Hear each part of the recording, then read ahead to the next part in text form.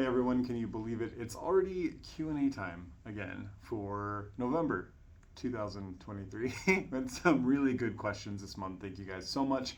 Um, Month after month, they get more nuanced and deeper, and then we get ones from folks who are new to connecting this way, and we get to talk about those questions that look on the surface like they're beginner questions or foundational questions, but really they're essential questions, right? They're the things that we need to keep coming back to time and time again. So when those ones come up, don't skip past them.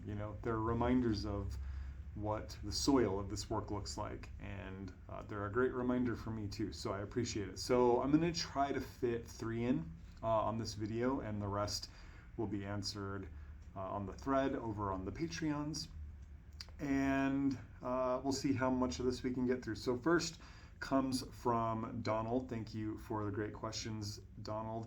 In folklore, is there any trees or plants that can be worked with magically for winter other than holly and evergreen? Excellent question. Okay, so the quick answer is it depends on where you live and which plants are growing, and thriving during the winter. You may have more besides true evergreens and holly. Ivy is another one. So that's one layer.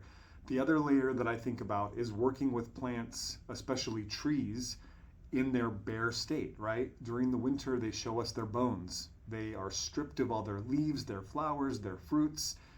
This can be a really fun time to challenge ourselves to learn how to identify trees based on their bark, based on their branch structure, not having the luxury of leaves and flowers and fruits that make it way easier to identify plants, right? So we can certainly still go out and connect with trees, just, realizing they're kind of in their skeletal form. They're showing us their bones, they're showing us their frame, and they're still there. It's just a very different kind of energy, and I think it's one that's worth engaging with. So there's that. And then the third, which has come up a couple of times in the last month or so as folks have been kind of gearing into winter, is work with the plants that you worked with in the growing season, right? So if you made any kind of medicine or harvested plants from your garden or from the wild, and they're dried and they're drying,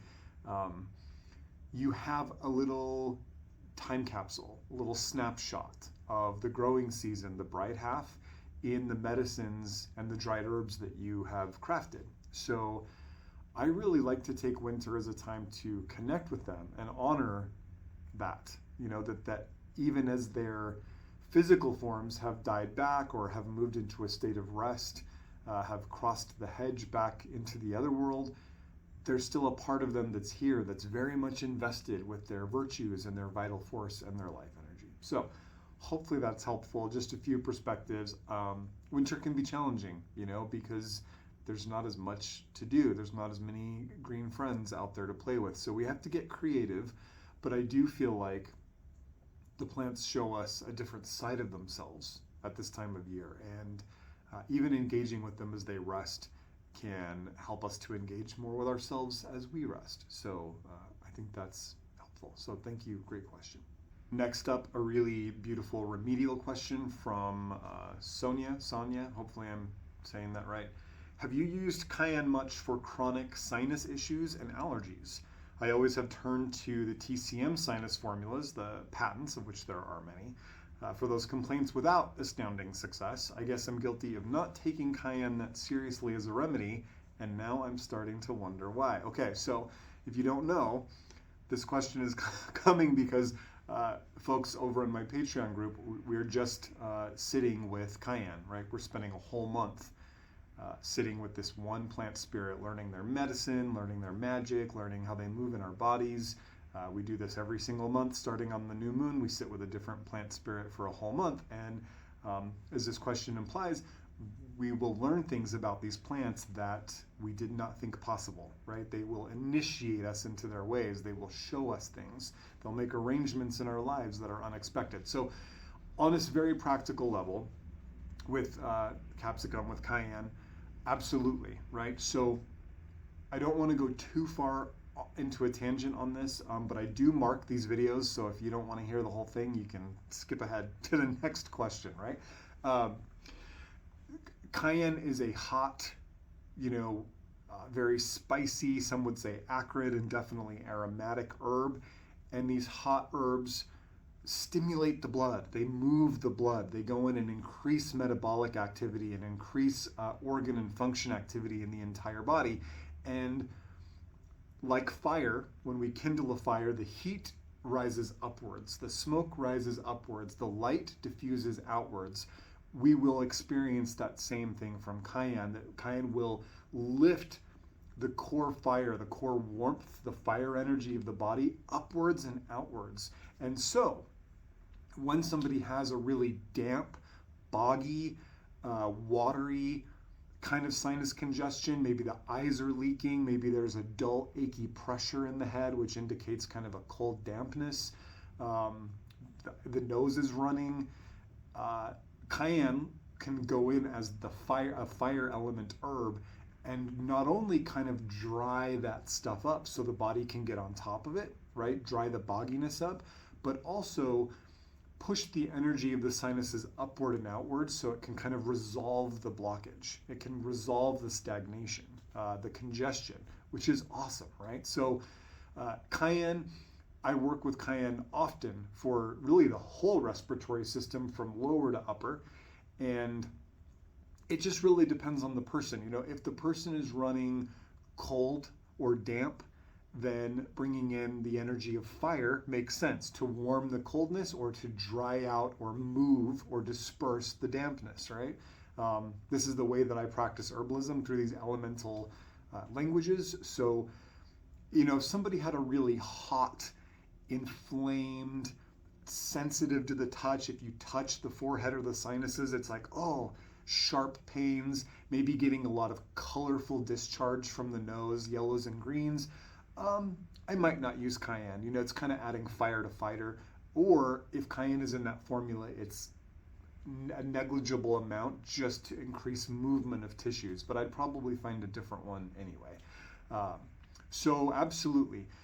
Allergies, same thing. If the allergy reaction is this like leaky, dull, chronic, like they settle in and they won't go away, things feel stuck and stagnant, and we want that transformative, reconciling, decongesting energy of a fiery herb, heck yeah. I will say too that for some sinus stuff, this is like a disclaimer, don't try this at home, and if you do, don't blame me for what happens. You have to do this very carefully. I have done respiratory steams for people where in that, 10 to 12 cups of steaming hot water, where we're putting a bunch of different herbs, for allergy folks, often working with nettles and yarrow and goldenrod and gotu kola and all these different herbs. Sometimes I will put literally 1 or 2 drops of a cayenne tincture into that big pot of water, and you'll feel it. You'll feel it. So you got to be very careful. You really can't hurt yourself. But again, if the indication is there, that will feel so harmonizing to somebody that it's worth the sting, right? So great question. Cayenne's awesome. I'm going to do a community class here in a couple weeks on cayenne and share more. But for folks that have just sat, we're almost done. We're in the home stretch. Sat this month with cayenne, bringing us some warmth in the winter. Very, very lovely. So great question. Thank you so much. Next, we'll make this the last one from Michelle. How do you approach herbal client work from the perspective of reciprocity and relationship, especially with clients who are looking for that quick fix? So a little backstory. Right now, I am in private practice only, right? So in order for people to work with me, they have to book a session that's an hour and a half long, and they have to pay for that session in advance, and they have to schedule time out of their busy day to come sit down with me and talk and explore things and do biofeedback and do meditation and journey work. Previous to doing it this way, for many years, I owned an herb shop here in Salt Lake City, and I was not doing very much clinical work because there wasn't time to run a massive retail shop, and all the herbs and making all the medicine. And we had over 150 patent formulas that we were making in-house. So then folks would come in, and kind of want that quick fix. They would want a over-the-counter 2-3 minute conversation, all problems solved. And sometimes with some people, you can get started with that kind of conversation, right? That's enough dialogue to be like, oh, okay, I kind of have an idea of where things might be for you. So let's start here, and we'll just take that first layer of the onion off. And then you're going to have to come back and we'll see what's under it and what's under it. And eventually we'll get a big picture and we'll get to the root of some disharmonies. It was very hard, though, for people that had, I think, really big expectations about what a 5-minute conversation could do with herbalism, right? Now, pop herbalists or reductionist herbalists will have an easier time with this, because somebody can come in and say, I'm struggling with these migraines and I get them every time I drink red wine or eat chocolate, and they get really aggravated when I'm on my period, right? And like, that's the whole conversation. A reductionist herbalist could be like, oh, I know herbs that are good for migraines, I'll just give you those. Cool. And your success rate is maybe 30%, right? 35, 40% if you're real lucky. Someone who practices a constitutional form of herbalism like I do, we don't really care that you have headaches. We care about your experience of the headache. What does it feel like for you? What is the pain like? Where is the pain? When does it come on? What makes it worse? What makes it better? What other things are happening in your life that clarify the pattern, right? Because nothing is in a vacuum.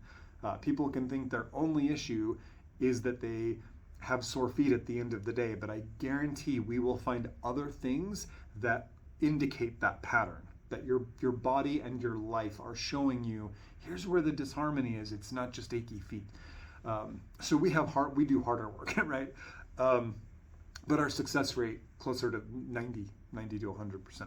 So I'm a little off topic, but how do we approach it through reciprocity and relationship with clients looking for a quick fix? I think for me, the reality is now doing clinical work, having folks book my time, schedule my time, and pay for my time is them doing their reciprocal part. And then they show up and I'm 100% there for them. I'm giving them everything I have for that time, before and after as well, because I'm also sending them follow-up stuff and finding medicine and all of that and checking in with them a couple weeks later. That's my reciprocity. So hopefully that feels harmonious for people that I work with. When people are looking for a quick fix, I think the most reciprocal thing I can do is be honest with them and tell them, quick fixes are surface. And if all you have is the ability to DM me on Instagram or send me an email or see me in the Trader Joe's and ask me herb advice, the depth to which that conversation can go and to how much each of us can be invested in it is the depth to how deep the medicine will go. So just being honest with people and saying, look, if you're only willing to invest 5 or 10 minutes in this and you're only, going to consider one thing and that's kind of as far as you're into it, that's probably as far as the medicine's going to go. If you want to go all in and carve out an hour and a half of your time and sit down with me and really look into this, we can get that medicine to go all the way in, and so for me, sometimes reciprocity is just like reality checks and just saying like, hey, I can give you what you're asking for, but you're going to get exactly what you're asking for. Or there's this whole other thing we can do, right? And the problem is, in the West, especially in America, but I think it's true in a lot of places, we've been conditioned to think that health and wellness is something to be managed, and it's something that is managed by someone else in a 15-minute time window, right? So we experience illness, We go to a doctor. They give us 10 or 15 minutes of their time.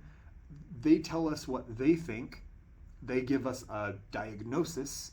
They write the prescription. They tell us what to do, and then we go away. And so we're trained to believe that's how it should look. But in herbalism, good herbalism, that's not how it looks. It's a radically different thing.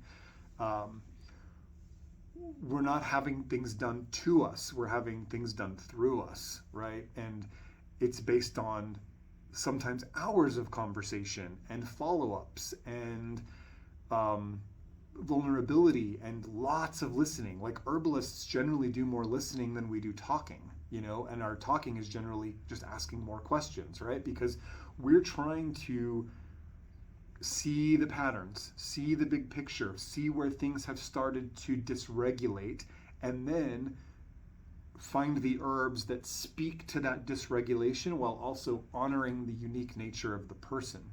And that takes time.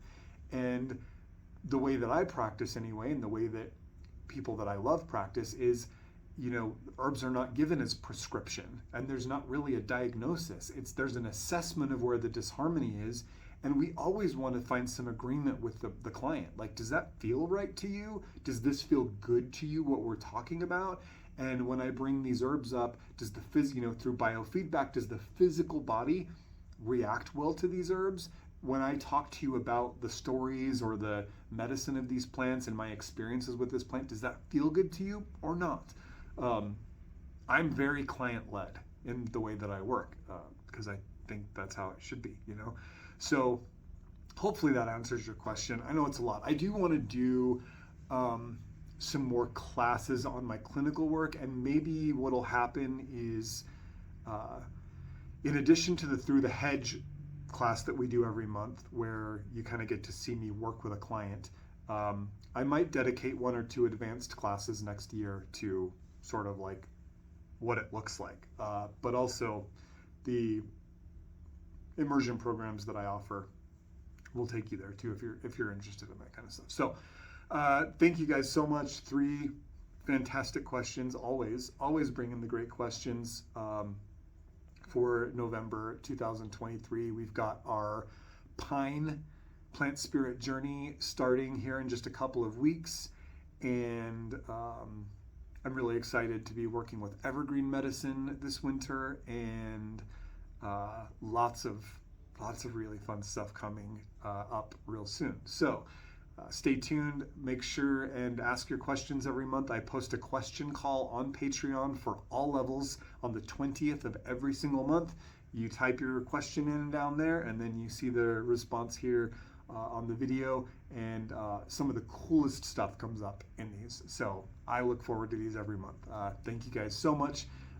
Blessings of peace and plenty. I will see you real soon.